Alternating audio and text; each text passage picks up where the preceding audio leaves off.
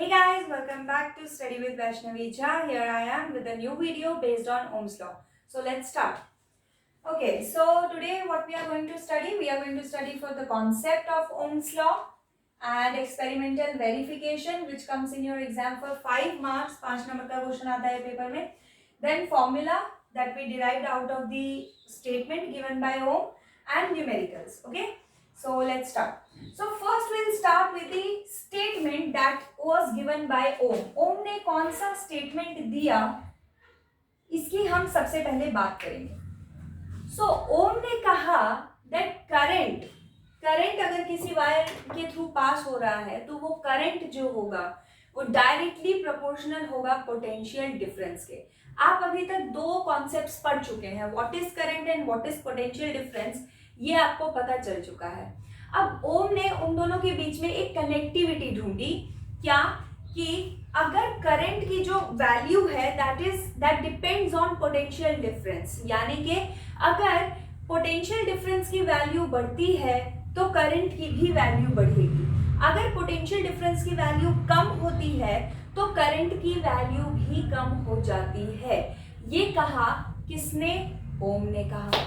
साथ में एक बड़ी इंपॉर्टेंट बात कही, if all the physical conditions are constant. ये फिजिकल कंडीशंस क्या है ये हम समझेंगे इसके नेक्स्ट टॉपिक में. Physical conditions are like temperature, the material, nature of the material, is it conductor और व्हाट. तो these things, if we keep these things constant, then अगर आप उस वायर का जो पोटेंशियल डिफरेंस है, जो बैटरी आप लगा रहे हैं वो आप बढ़ा देते हैं तो उस बैटरी से निकलने वाला जो करंट है वो भी बढ़ जाता है. And this was the statement given by Ohm. Okay, so this statement comes in your exam. It may come in your exam with this experimental verification for 5 marks. Okay, paper में question आता है state, मतलब आ सकता है state Ohm's law and also show its experimental verification. तो ये पूरा आपको लिखना पड़ता है और अभी इसमें कुछ कमी है जो मैं यहाँ पर लिख के पूरी करूंगी. तो ये था ओम्स लॉ का स्टेटमेंट. अब इसको थोड़ा आपको थोड़ा सा ही अभी थोड़ा समझा होगा कि हाँ ठीक है, बैटरी अगर ज्यादा वोल्ट की लगा देंगे तो आई बढ़ जाएगा, बैटरी कम वोल्ट की होगी तो आई कम हो जाएगा. अभी थोड़ा ही समझा होगा. तो अभी हम इस आधा जो आपको समझा है उसको कंफर्म करते हैं, उसको थोड़ा सा और स्ट्रॉन्ग करते हैं. कैसे? By experimental verification. So see, experimental verification क्या है? ये एक ऐसा एक्सपेरिमेंट है जिससे ये बात प्रूफ होती है that V is directly proportional to I. Okay, ये बात प्रूफ होती है कि अगर पोटेंशियल डिफरेंस की वैल्यू बढ़ेगी तो I की वैल्यू भी बढ़ेगी. तो इसको हम समझते हैं.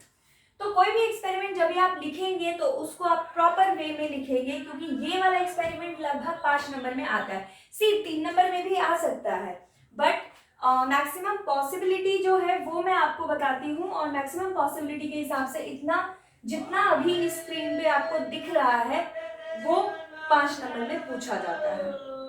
अब करते हैं शुरू. एम क्या है? एम हमारा टू वेरीफाई ओम्स लॉ. कि इन्होंने जो ये बात कही कि V बढ़ेगा तो I भी बढ़ेगा, क्या ये बात सही है? ठीक. Then we need some materials to perform an experiment. और यहाँ जब भी आप कोई भी एक्सपेरिमेंट करते हैं बेस्ड ऑन इलेक्ट्रिसिटी तो कुछ चीज़ें जो है वो आपको चाहिए ही, जैसे कि वायर. बिना वायर के क्या सर्किट बनेगा?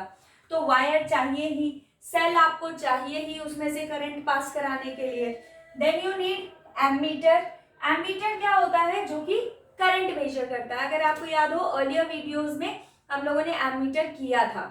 So ammeter is the device which is used to measure current. Okay.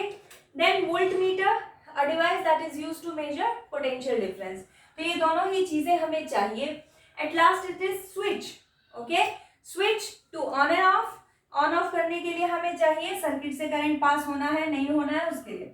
Then procedure. Procedure बहुत ध्यान देंगे. कहता है set up the circuit as shown in figure. Figure देखते हैं. इस फिगर के अंदर हमने सर्किट लिया है. सर्किट में वायर भी है, सर्किट में आपका बैटरी भी लगी है, आई मीन सेल भी लगा है, सब कुछ है, स्विच है, एमीटर है, सब है. और इसमें एक चीज और कही गई है, connect the cell having 1 volt. 1 volt वाला जो सेल है वो आपको लगाना है, तो 1 वोल्ट वाला सेल लगा लेते हैं। Note the reading of ammeter and voltmeter. अब जब ये एक्सपेरिमेंट आप रियल में परफॉर्म करते हो तो आपको यहाँ पर वैल्यूज मिलती है। तो ये एक्सपेरिमेंट जो है आपके फाइल्स, प्रैक्टिकल फाइल्स में लिखवाया जाता है और एक्सपेरिमेंट आपको परफॉर्म करवाया जाता है स्कूल में। यह टीचर परफॉर्म करके दिखाती हैं। 10th क्लास में जनरली टीचर्स दिखाते हैं, वो आपको नहीं देते डिवाइस, थोड़ा खुराफाती होते हैं ना बच्चे, तो वो कुछ तार खींच दी, कभी कुछ कर दिया, तोड़ दिया, तो इसलिए टीचर्स करके दिखाती है। तो वो जब ही करती हैं तो आपको वो रीडिंग्स नोट करनी चाहिए।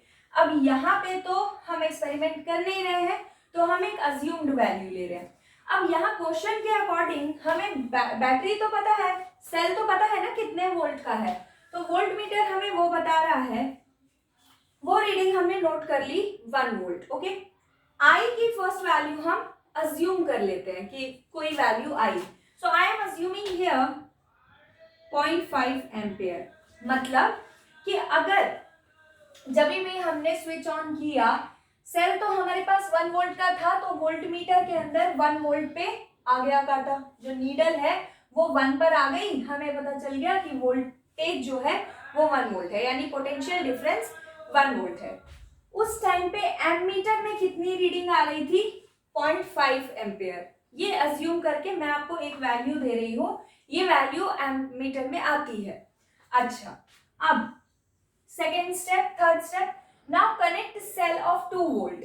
अब ये 1 वोल्ट हटा के यहां 2 वोल्ट का सेल लगा दिया।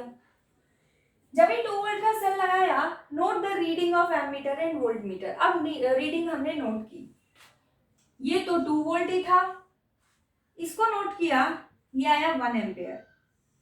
ओके, नेक्स्ट इसके बाद क्या हुआ?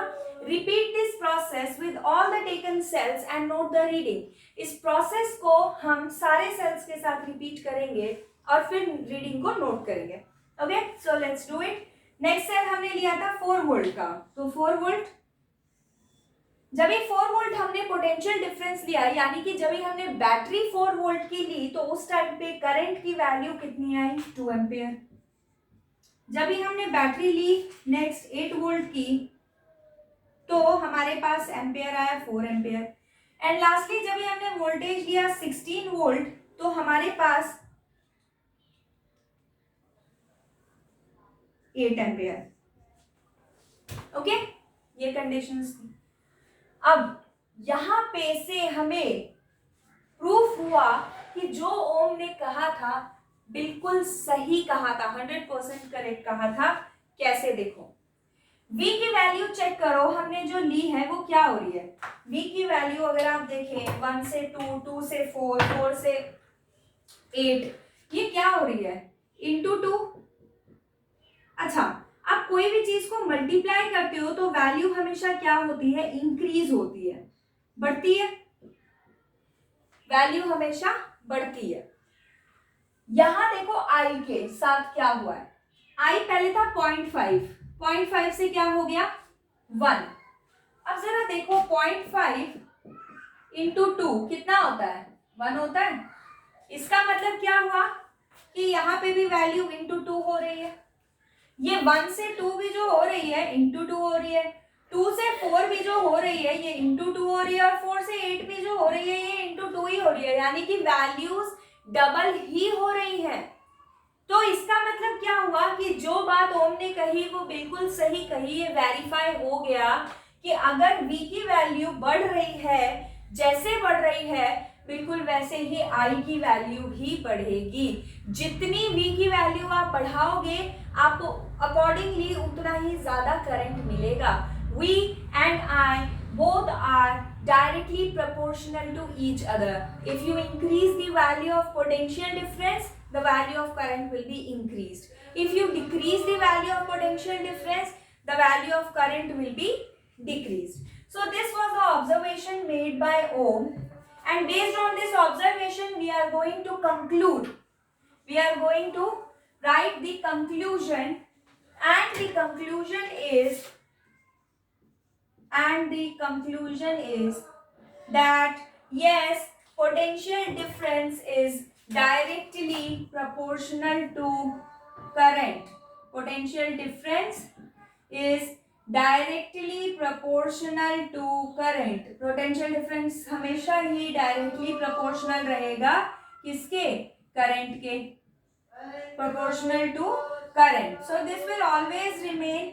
This law is always true. This law is 100% true and it is proved by this experimental verification. So आप इसका screenshot ले लीजिए and then we'll continue. Okay? Take a screenshot of it. Now see, यही जो हमारा conclusion है, ठीक है, इसी से हम ग्राफ बनाते हैं. ये जो हमने वैल्यूज ली है ना, इसी से ग्राफ भी बनाते हैं.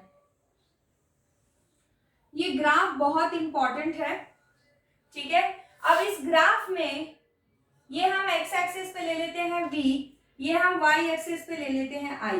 और जब आप इस ग्राफ को प्लॉट करेंगे तो आपका, जैसे आप चाहे तो वैल्यूज लेके भी प्लॉट कर सकते हैं. जैसे कि आप यहाँ पे मार्क कर लीजिए 2, 4, 6, 8, 16. यहाँ पे आप ले लीजिए 1, 2, 4, 8, मतलब जो भी 0.5, 1, 2, 4, 8 वो आप ले लीजिए यहाँ पे. और यहाँ पे भी आप वैल्यूज ले सकते हैं अकॉर्डिंगली. लेकिन जब भी आप इसको लेके प्लॉट करेंगे तो it will be a straight line only. ये बनेगा स्ट्रेट लाइन ही. इसी तरीके से ये आपका स्ट्रेट लाइन ही बनेगा. ओके, सो क्वेश्चन पेपर में आता है कि v और i का जो ग्राफ होता है वो कैसा होता है. तो आपको एक तो पहली बात यहाँ पे वैल्यूज लिखने की जरूरत नहीं है. आप लेके प्लॉट करके देख सकते हैं कि क्या जो मैं कह रही हूँ वो सही है या नहीं है. बट अपार्ट फ्रॉम दैट आपको सिर्फ इस तरीके से इसको स्ट्रेट लाइन शो करना होता है. अच्छा, अब इस स्ट्रेट लाइन को आप एक्सप्लेन, मतलब वन लाइन में इसको आप एक्सप्लेन कैसे करेंगे ब्रीफली. तो ये बच्चे क्या करते हैं गलती, इसको लिखते हैं the graph of v and i is a straight line graph. v and i का जो ग्राफ है वो कैसा है? स्ट्रेट लाइन ग्राफ है. स्ट्रेट लाइन ग्राफ है, बट ये आधी इंफॉर्मेशन है. ठीक है, स्ट्रेट लाइन ग्राफ तो ये भी होता है. स्ट्रेट लाइन ग्राफ तो ये भी हुआ ना, बट इसका मतलब क्या है कि v की वैल्यू तो, मतलब v की वैल्यू तो बढ़ रही है बट i हर बार सेम ही है. यही मतलब हुआ ना. अब इसको समझो जरा.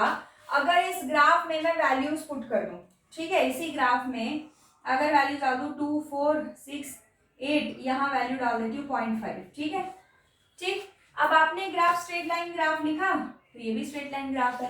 लेकिन क्या यहाँ पे v के साथ i बढ़ रहा है इस ग्राफ में? नहीं. देखो, जब ये वोल्टेज की वैल्यू थी 2 वोल्ट तभी करंट कितना था? 0.5 एम्पेयर. जब ये वोल्टेज की वैल्यू हुई 4 वोल्ट, करंट कितना था? 0.5 एम्पेयर. 6 volt 0.5 ampere. तो ये तो ओम्स लॉ गलत हो गया ना. तो straight line is not the complete answer. इसको आप लिखेंगे straight line incline towards X axis. Incline towards X axis. अब ये जाके आपने पूरा एक्सप्लेन किया है कि हाँ भाई स्ट्रेट लाइन तो है बट वो एक्स एक्सिस की तरफ इंक्लाइंड है. It is making some angle with x axis. अब जाके आपका ये ग्राफ जो है वो पूरी तरह से कंप्लीट हुआ है. अब इस ग्राफ के लिए भी क्वेश्चन आता है. अब मैं कहाँ लिखूं? यहाँ लिख दो, यहाँ लिख देती हूँ. ग्राफ के लिए क्वेश्चन क्या आता है, यहाँ आप एक काम करना, नोट डाल के लिख लेना. नोट डाल के लिख लेंगे. ग्राफ के लिए क्वेश्चन आता है, what if the value of v and i are interchanged? What if the axes of v and i are interchanged? तब क्या होगा? तब ग्राफ कैसा होगा? The graph will remain same. The graph will remain same even if the axes of v and i are interchanged. अगर v और i का axis आप इंटरचेंज भी कर देते हैं तभी भी graph straight line graph incline towards X axis ही रहेगा. उसमें कोई चेंज नहीं आएगा. v यहाँ आ गया, i यहाँ आ गया, तभी भी आपका ग्राफ ऐसा ही रहता है. सो ये हाँ, जब भी आपका एक्सपेरिमेंटल वेरिफिकेशन आता है तब तक तो वहाँ पे आप सिर्फ कंक्लूजन तक लिखेंगे. अनटिल अनलेस ग्राफ बना दो तो अच्छा है, बना दो तो बुरा नहीं है, सही है, वो बना भी सकते हो. बट 5 नंबर के लिए आपका पेपर में आता है ओम्स लॉ को स्टेट करो, state Ohm's law and right it's experimental verification. So for that आपको जो मैंने स्क्रीनशॉट लेने के लिए जहां पर बोला था, आपको वही तक का आंसर आप लिखेंगे तो आपको 5 मार्क्स पूरे मिल जाएंगे। ऑप्शनल है, आप ग्राफ बनाएंगे तो ये आपका प्लस पॉइंट है, नहीं बनाएंगे तो भी चलो ठीक है, बट ग्राफ की इंफॉर्मेशन आपके पास होना बहुत जरूरी है, क्योंकि ग्राफ का क्वेश्चन 5 नंबर के क्वेश्चन में इंक्लूड भी हो सकता है, अलग से भी 1-2 नंबर में पूछा जा सकता है कि व्हाट इफ दी या how will be the graph of Ohm's law if the v is at y axis and I is at x axis। तो आपको पता होना चाहिए कि ग्राफ हर हाल में सेम ही रहेगा, कोई भी स्ट्रेट लाइन ग्राफ जो है वो ऐसा ही रहता है, चाहे उसके एक्सिस को आप चेंज भी क्यों ना कर दें। तो यही है इतना ओम्स लॉ। इसी के साथ हमने खत्म किया concept of Ohm's law, we did experimental verification. Okay, आप लोग इसका स्क्रीनशॉट ले लीजिए, देन हम इसका फॉर्मूला और इसका न्यूमेरिकल समझते हैं।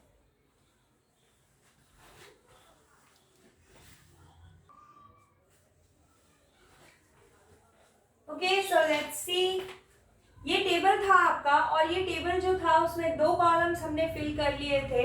यहाँ फॉर्मूला समझाते समझाते मैं आपको एक तीसरा कॉलम भी यहाँ पे फिल करवाऊंगी। So formula was according to the statement of Ohm's law, potential difference is directly proportional to current. I can write it like this.